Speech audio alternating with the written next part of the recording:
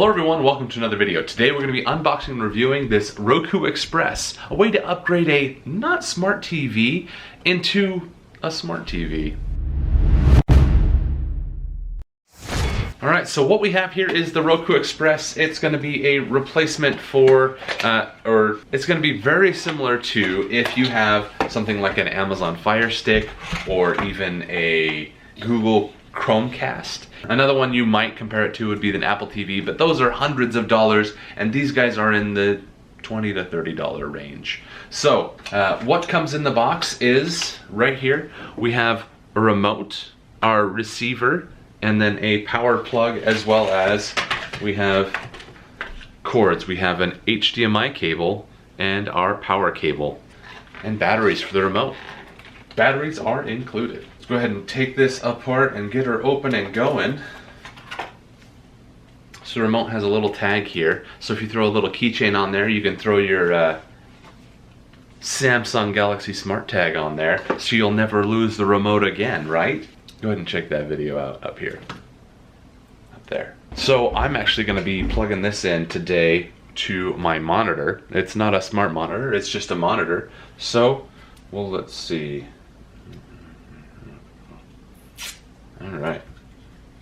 So, one thing that this does come with is, at the bottom here, we have a sticker, and you can actually attach that to the bottom here to then be able to attach it to the bottom of your TV as your receiver for the remote. I don't know that it'll work very well otherwise, so we're going to put that to the test. Alright, so I've attached the sticker on the back of this guy here.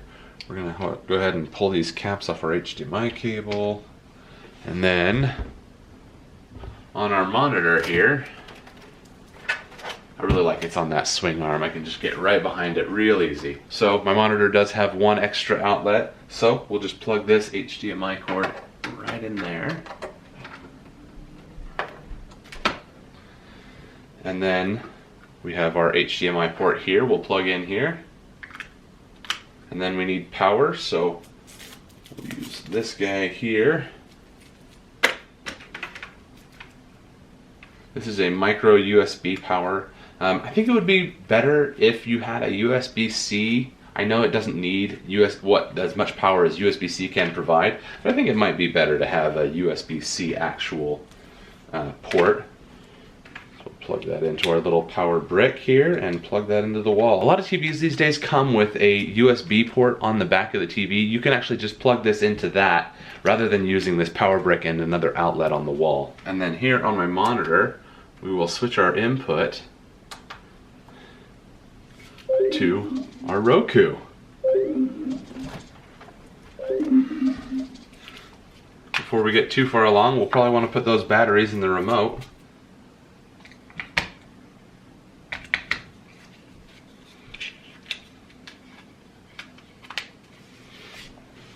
And then we can hit OK. Alright, after you get it connected to your Wi-Fi, the first thing it's going to want to do is a firmware update. Okay, next it'll ask you for the display type. We'll say auto detect, full definition, 1080p. Alright, use automatic. If you have an odd screen type, you can adjust that there.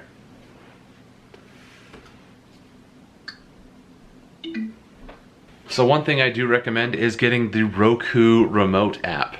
This guy is going to make things a lot faster when you're setting this guy up.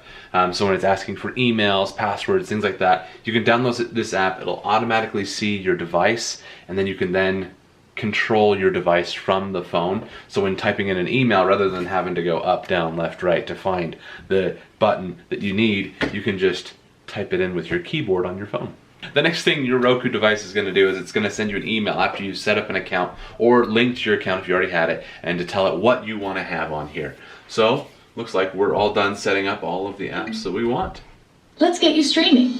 Alright, so while it's running through this tutorial of the Roku, one thing I did notice first off is that the sound was really loud on my monitor because the volume was all the way up on the monitor. And it's a monitor, not a TV. It doesn't have a remote. Well, my TV is a Roku TV, and it has a Roku remote with a volume switch on it, and I wish this came with a volume switch. That would have been a really nice feature if they could have gotten this in there. But as you can see here, we have our things that we can go through and find everything. Let's go ahead and load up YouTube and start finding a video. We can even sign into our account.